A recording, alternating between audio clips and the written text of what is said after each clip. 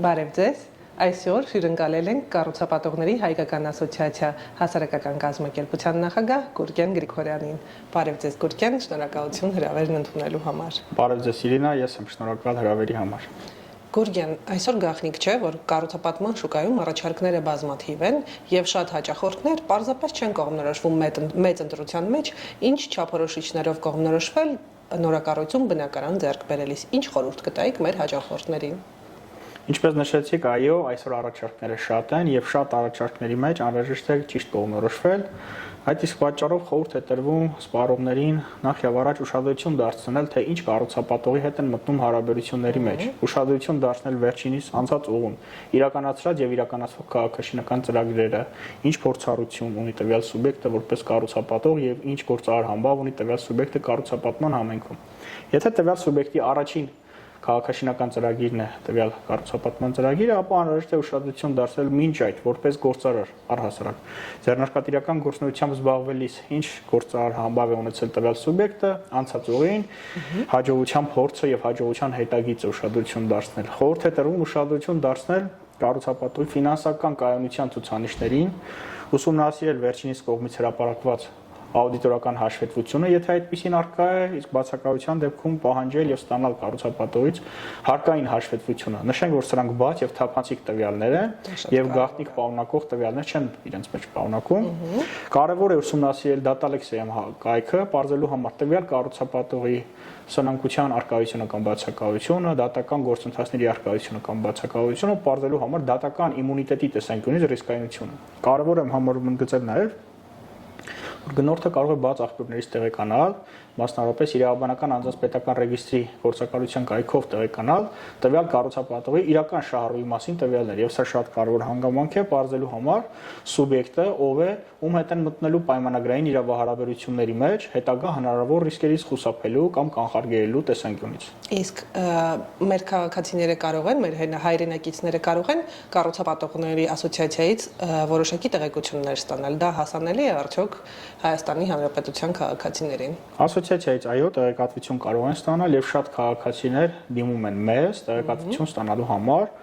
հատկապես անդամ կառուցապատողների հետ կապված։ Այսօր ձևավորվել է մի այսպիսի տենդենց, շատ հաճախ քաղաքացիներ զանգահարում են մեզ տեղեկանալու համար կոնկրետ կառուցապատողը հանդիսանում է մեր անդամ թե ոչ, եւ տեղեկանալով, որ հանդիսանում է մեր անդամ, որոշակի վստահության ցուցանիշ է ձևավորվում սպառողի տեսանկյունից, որ լինելով տվյալ կառուցապատողը մեր անդամ, ուրեմն մեր կողմից արժևորվել է իր վստահելիության եւ իրականացրի եւ փորձառության տեսանկյունից իրականացրած կամ իրականացվող քաղաքաշինական ծրագրերի հաջողության փորձով պայմանավորված։ Շատ լավ։ Մենք խոսեցինք կառուցապատողից,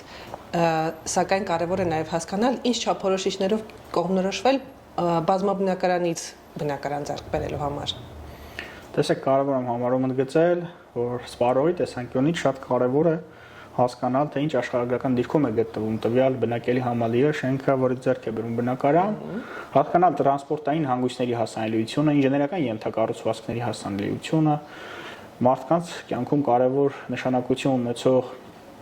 ենթակառուցվածքներին մոտ լինելը, մանկապարտեզներ, դպրոցներ, ուսումնական հաստատություններ, կրթական հաստատություններ, խանութներ եւ այլն։ Եվ սա շատ կարևոր է նաեւ դիտարկել քաղաքի զարգացման հեռանկարների համատեքստում։ Արդյոք տվյալ ուղղությունը հանդիսանում է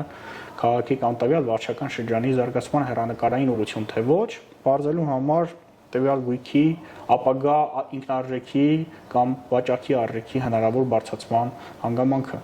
Շատ հաճախ գնորդները գույք են ձեռք բերում, հետագայում նաև կոմերցիոն նպատակներով դա իրագործելու եւ իրացնելու համար,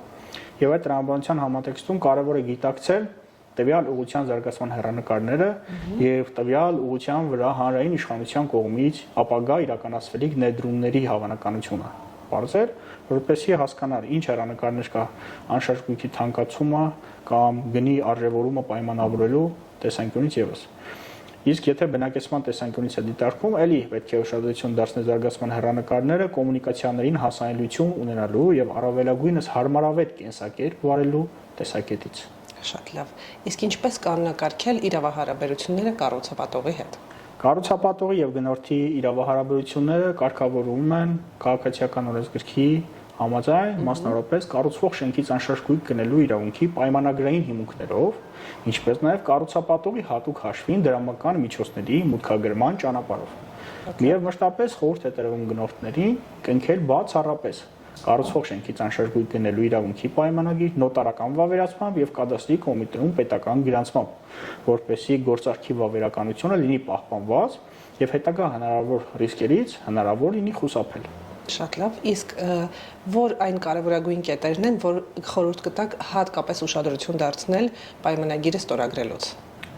Մեր հայրենական օրենսդրությամբ գործում է պայմանագրի ազատության սկզբունքը, այսինքն կողմերը ազատ են որոշելու իրենց միջև ձևավորվելիք պայմանագրային հարաբերությունները։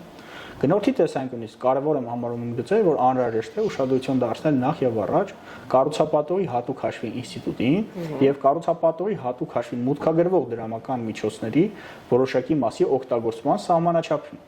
Առավել պարզ, դա նշանակում է, որ եթե գնորդը վճարում է կատարում կառուցապատողի հատուկ հաշվին եւ թույլ է տալիս կառուցապատողին օգտագործել որոշակի տոկոս մինչեւ շենքի շինության կառուցման ավարտը, ապա այդ մասով կրում է որոշակի ռիսկեր։ Իսկ այն մասով, որ մասը մնում է սառածի բանկում կառուցապատողի հատուկ հաշվին, այդ մասով գնորդը հանդիսանում է առավել պաշտպանված եւ այդ տեսանկյունից մեր հայրենական օրենսդրությունը այսօր փորձում է հնարավորինս պաշտպանել նաեւ սպառողի շահերը քաղաքացիական օրենսգրքում վերջերս կատարված փոփոխությունների համատեքստում եւ այսօր կառուցապատողը կարող է օգտագործել ոչ ավելին, քան կառուցապատողի հատուկ հաշվին մուտքագրվող դրամական միջոցների 50%-ը, դա մեր օրենսդրությամբ է ամրագրված, իսկ մյուս 50%-ը կարող է օգտագործել շենքի կառուցման ավարտից հետո։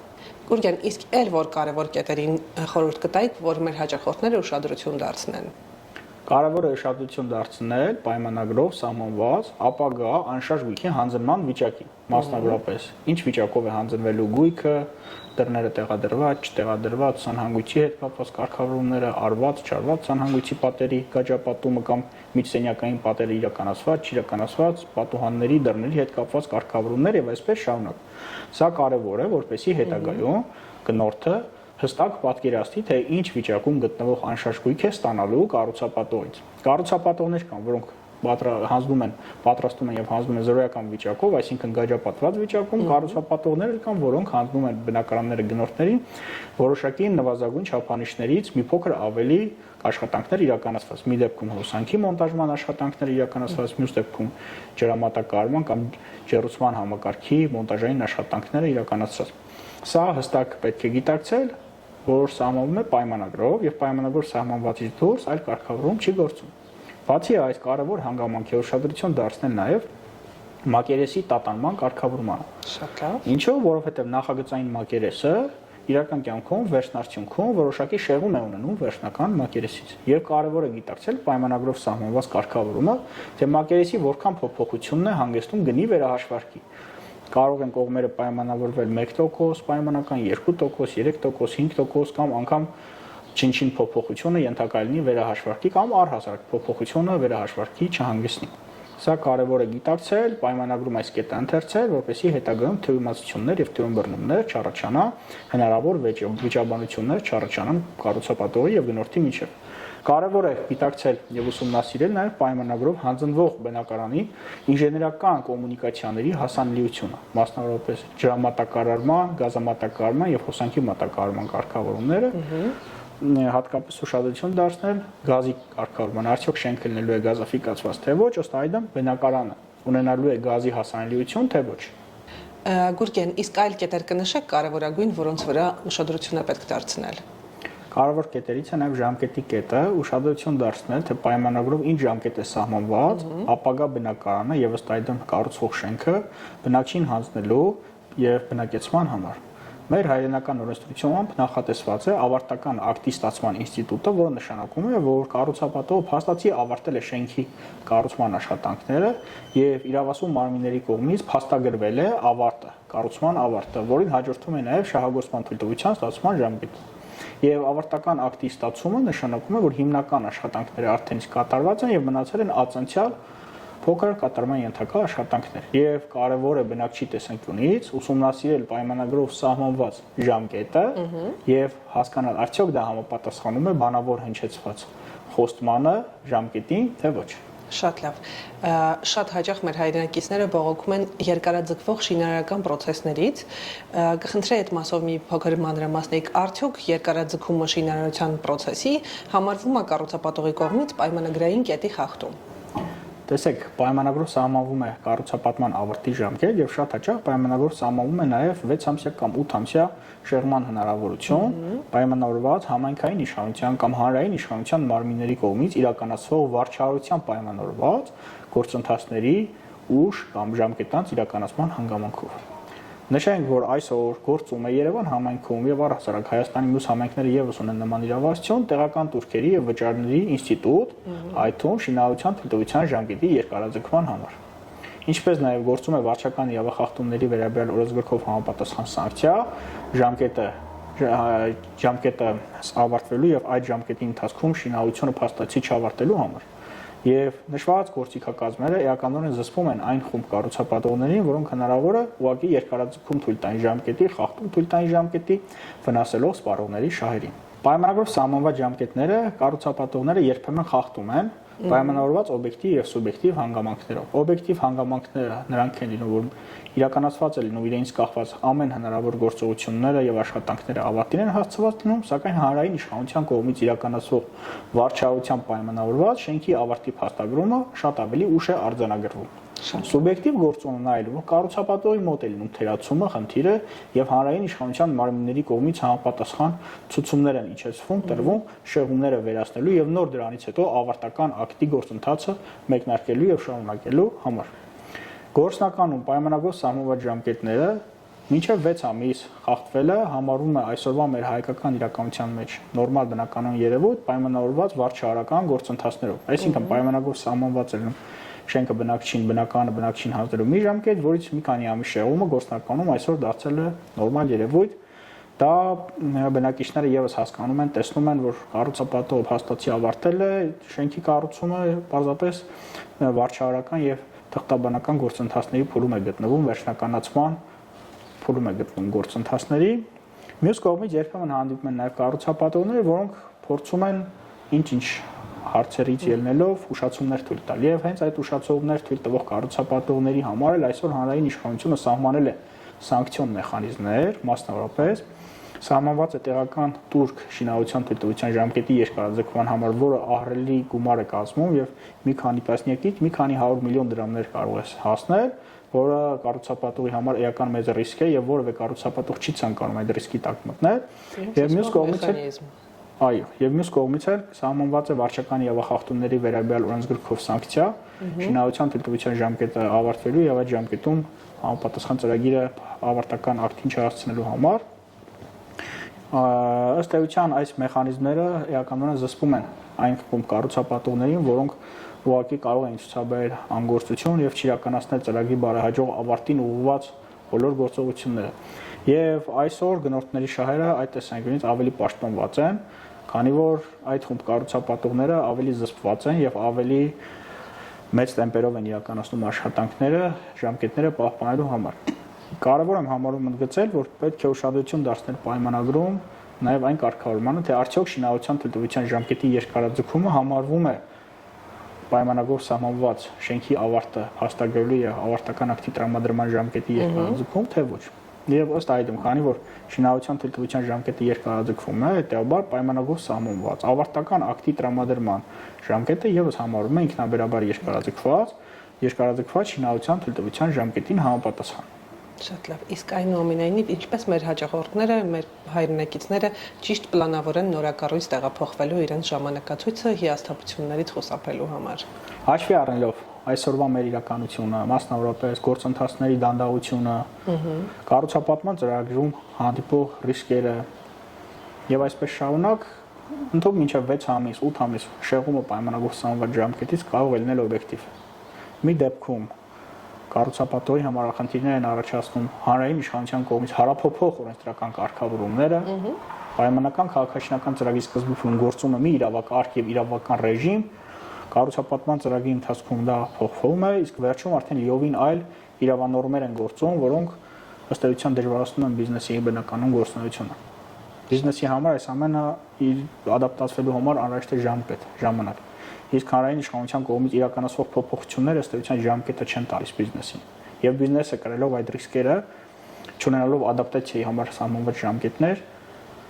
թույլ է տալիս նաև բնականոն գործունեությունից որոշակի շեղումներ։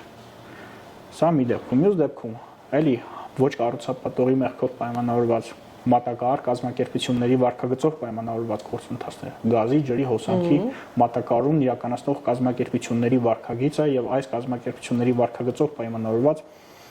կառուցապատման ծրագրի վերջնական ավարտին հասցնելու փուլում է առաջանում խնդիրներ։ Մյուս դեպքում արտարժութային տատանումներով պայմանավորված են առաջանում խնդիրներ եւ այսպես շարունակ։ Առհասարակ կառուցապատման ծրագրի ռիսկային գործունեություն է եւ այս գործունեությունը ցավոք սրտի մեր հայրենական օրենսդրությամբ հստակ կանոնակարգված չէ։ Ներկայումս մենք որպես կառուցապատողների միավորող ինստիտուցիոնալ կառույց նախաձեռնել ենք կառուցապատման գործունեության մասին օրենք, նպատակ ունենալով հնարավորինս պաշտպանել շուկայի մասնակիցների շահերը եւ հնարավորինս հստակ չափանիշներ սահմանել կառուցապատման գործունեության իրականացման համար։ Բացի այդ, կարևոր եմ համարում ընդգծել, որ կառուցապատողը առաջինն է շահագրգռված րոպե առաջ իրականացնել կառուցապատման ծրագրի ավարտը, ստանալ ավարտական ակտը, ինչպես նաև շահագործման թույլտվությունը։ Ինչու՞, որովհետև ունի ստանձնած պայմանագրային պարտավորություններ թե բանկերի առջև, թե գնորդների առջև, ինչպես նաև համայնքի առջև ունի պարտավորություններ։ Բացի այդ, ունի պարտավորություններ նաև հանրային իշխանության այլ մարմինների առջև ևս։ Ամենակարևոր ստիմուլը կառուցապատողի այն է, որ կառուցապատողի հատուկ հաշվին ունի դրամական միջոցներ, որոնք չի կարողանում օգտագործել ազատորեն եւ դա կարող է օգտագործել բացառապես ավարտական ակտի ստացումից հետո, իսկ որոշակի մասն էլ նաեւ շահագործման թույլտվության ստացումից հետո, ինչպես նաեւ ունի համայնքի արժեվ ստանձնած պարտավորություն, իդեմ տեղական турքի երկարաձգման գծով կամ հնարավոր երկարաձգման գծով, որ եթե սահմանված ժամկետում չավարտի կառուցապատման ծրագիր, ապա ստիպված պետք է վճարի երկարաձգման ահռելի մեծ տեղական турք, կամ եթե արդեն մեկ անգամ իրականացրել է երկարաձգում, ապա հետագա երկարաձգման ֆինանսական ռիսկերից խուսափելու համար է շահագրգռված պրոյեկտը ժամկետում ավարտելու եւ այն հանձնելու բնակիչներին։ Եվ սա իսկապես այո հանդիսանում է ֆինանսական տեսանկյունից ստիմուլ կառուցապատողների համար հնարավորինս արագ տեմպերով իրականացնել քաղաքաշինական ծրագիրը եւ դրա տրամաբանական ավարտին հասցնել։ Միաժամանակ կարևոր եմ համարում ընդգծել, որ բնակիչների տեսանկյունից պետք է ավելի հանդուրժողական մոտեցում ցուցաբերվի այն կառուցապատողների նկատմամբ, որոնք որ տեսնում են, որ իսկապես աշխատանքները գիշեր ու զօր իրականացում են։ Ինչու՞, որովհետև այսօր շատ հաճախ հանդիպում են շինհրապարակներ, որտեղ առհասարակ աշխատանքներ չեն իրականացում կամ այնքան դանդաղ են, որ ակնհայտ տեսանելի է, որ շինավարտը չի իրականացվելու այն ժամկետում, որը խոստացվել է բնակիչներին։ Բայց դրան զուգահեռ կան նաև շինհրապարակներ, որտեղ գիշեր ու զօր մեծ տեմպերով իրականացում են շինաշխատանքները եւ բնակչի տեսանկյունից գործնականում այդ շինհրապարակները, որտեղ տեսնում են, որ գիշեր-ցերեկ աշխատանքները անդադար շարունակվում են, առավել հանդուրժողական մոտեցում է ցուցաբերվում, հասկանալով, որ կառուցապատողը հնարավոր գործողությունները կատարում է ժամկետում կամ ժամկետին մոտ փոքր-ինչ ուշացմամբ քաղաքաշինական ծրագիրը տրամաբանական ավարտին հասցնելու համար։ Եվ մեր խնդրանքը կոչը նաև քաղաքացիներին եղել է եւ կա այն, որ հանդուրժողական մոտեցում ցուցաբերեն կառուցապատողների նկատմամբ, որոնք իսկապես բարեխղճորեն եւ ազնիվ նպատակներով իրականացնում են ծրագրի ավարտին հասցնելու ուղղությամբ բոլոր անհրաժեշտ գործողությունները։ Գուրգեն, իսկ փաստացի բնակեցման համար ինչ փաստաթղթեր պետք է ներկայացնի կառուցապատողը, որ արդեն սեփականատարերը տեղափոխվեն բնակվելու իրենց նոր բնակարան։ Ավարտական ակտի ստացման փուլին հաջորդում է սեփականության իրավունքի փոխանցման ակտերի ստորագրումը գնորդների հետ, որից հետո կառուցապատողը ունենում է մի քանի ամսյա ժամկետ շենքի համար շահագործման թույլտվություն ստանալու համար։ Դա շատ կարևոր է։ Եվ վարչական իրավախախտումների վերաբերյալ օրենսգրքով սահմանված է պատասխանատվություն առանց շահագործման հանձնման շենքը բնակեցնելու համար։ Եվ սա նշանակում է, որ եթե ավարտական ակտից հետո բնակիչները մտնեն եւ սկսեն բնակեցվել շենքում, ապա դրա բացասական ռիսկերի հետևանքը կկրի կառուցապատողը, քանի որ չի ունենա շահագործման թույլտվություն շենքի համար։ Եվ այդ իսկ պատճառով կառուցապատողները պետք է հնարավորինս արագ տեմպերով ստանան նաեւ շենքի շահագործման թույլտվությունը եւ այս մասով ունեն նաեւ ֆինանսական բնույթի շահագրգռվածություն, քանի որ կառուցապատողի հատուկ հաշվին որոշակի դրամական միջոցներ լինելու են գրավի առկա, օգտագործման ոչ ենթակա, քանի դեռ չի լինի շենքի շահագործման թույլտվությունը։ Եվ սա եւս մեկ ստիմուլ է կառուցապատողների համար, որպեսզի հնարավորինս արագ տեմպերով իրականացնեն իրենցից կախված բոլոր գործողությունները, այսինքն ընդհանուր բաժնային սեփականություն հանդիսացող տարածքների բարեկարգումը, բակային տարածքների բարեկարգումը, կոմունիկացիաների վերջնական ապահովումը, գազի, ջրի հոսանքի վերջնական ապահովումը մատակարարների հետ հարաբերությունների վերջնականացման համատեքստում եւ համապատասխան պայմաններով վերջնական գույքի հանձնումը բնակիչներին, որպեսզի կարողանան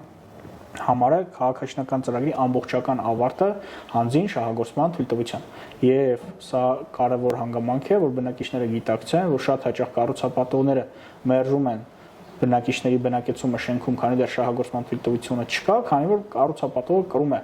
ռիսկ հանձին վարչական եւ ախախտումների վերաբերյալ օրենսգրքով սահմանված սանկցիայի առանց շահագործման հանձնված շենքի բնակեցման գծով։ Եվ վճարում մեծ ահռելի տուգանքներ։ Այո, տուգանքի ռիսկ է կրում կառուցապատողը եւ այն բնակիչներին, որոնց որ բզուտ բարի կամքի դրսևորմամբ թույլ է տալիս բնակեցում իրականացնել շենքում առանց շահագործման թույլտվության առկայության, ապա կրում է որոշակի ռիսկեր։ Շնորհակալություն, այսօր մեր հյուրն էր, մեր գործընկեր Կառուցապատողների հայկական ասոցիացիա հասարակական կազմակերպության նախագահ Գուրգեն Գրիգորյանը։ Մեր հաջորդ հանդիպումներին կխոսենք կառուցապատման ոլորտի կարգավորման նոր օրենսդրական նախագծերի, Կառուցապատողների ասոցիացիայի կողմից նախաձեռնած նոր մշակումների եւ հետաքրքիր փոփոխությունների մասին։ Կհանդիպենք հաջորդիվ։